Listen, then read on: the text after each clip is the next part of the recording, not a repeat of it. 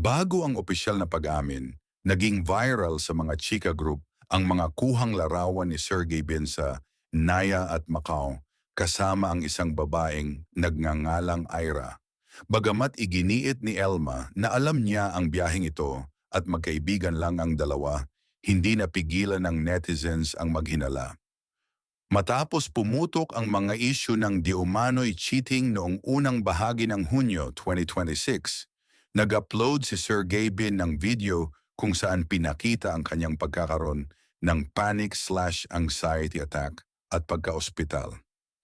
Pinatikos ito ng ilang netizens at tinawag na scripted damage control upang iligtas ang kanyang vlogging career at mga endorsements. Winakasan ni na Sir Gaben at Ma'am Elma ang kanilang relasyon na nagsimula pa noong Abril 12, 2019. Maraming netizens ang nagpahayag na naging biktima rin sila ng tanyag na 7-year itch o sumpa sa mga matatagal na relasyon.